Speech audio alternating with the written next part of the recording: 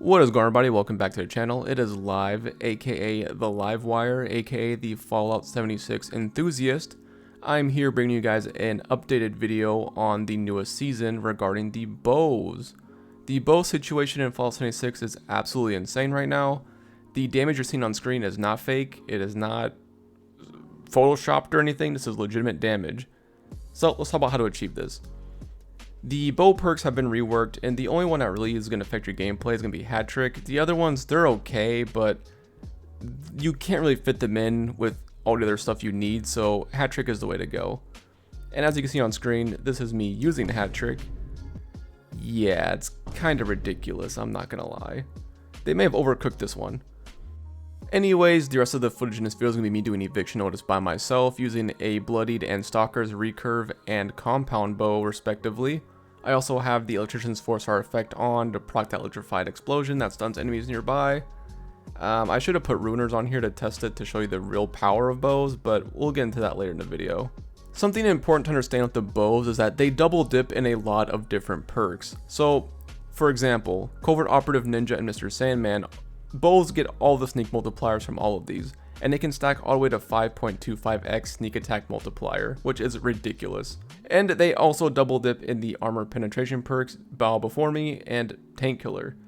While again, this is not completely necessary, and if you can't fit it, you don't need it, but if you can, that's extra armor you're ignoring, which means way more damage. There also seems to be a weird bug with the new bow perks, or maybe this is just bows in general, where if an enemy's like above you, your arrows seem to just shoot straight up in the air and do no damage, while also having 95% accuracy, even on critical hits, which always hit.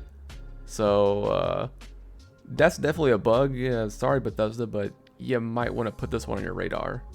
Yeah, I'm sorry. Anyways, let's talk about the perk loadout. So the perk loadout is here on screen. My special stats without legendary cards are here on screen as well for those who are interested.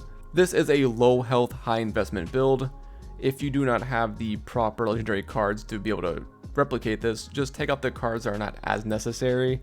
Those tend to be the survival ones, or maybe the ones that give you more damage that you don't necessarily need. So just play around with it accordingly and fit the most important cards in there. Now let's talk about the legendary effects. Why am I talking about Stalkers? Isn't Stalkers trash? Well, yes, it is trash, but now it's not.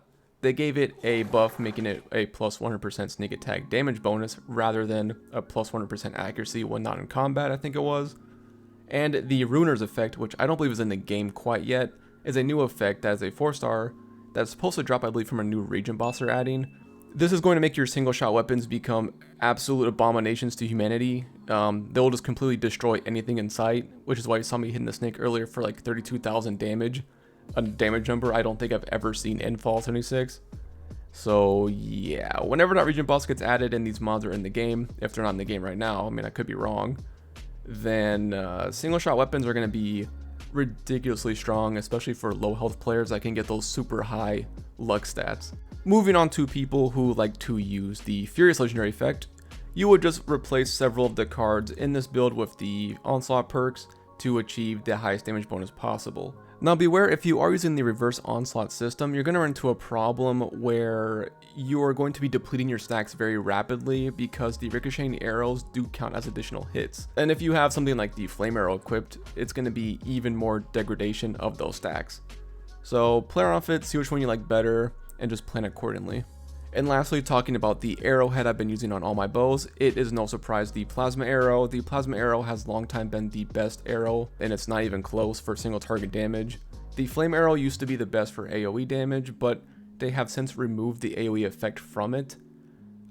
So yeah, it's not really worth using anymore if you're trying to go for like AoE coverage, because it's not going to do that anymore. You could put explosive on your bow and it would kind of do the same thing, but it's not what it used to be. I'll just avoid it and only use the plasma arrow. Anyways, that's all I have for you guys here today. I have another video come out here shortly about throwing weapons and a hidden mechanic that not a lot of people might know about, as well as a hidden way to always make yourself headshot. I know, most people probably even know you could headshot with these things, but yes, you most definitely can. I've been toying with the idea of doing a Fallout Season 2 trailer breakdown, or more of just like a season breakdown as the episodes come out. I think it'd be appropriate for the channel since, this is all Fallout related content anyway. So if that's something you guys are interested in, please let me know down below and I'll see what I can do. Anyways, thanks for watching the video. Be sure to subscribe and I'll see you guys next time. Take care.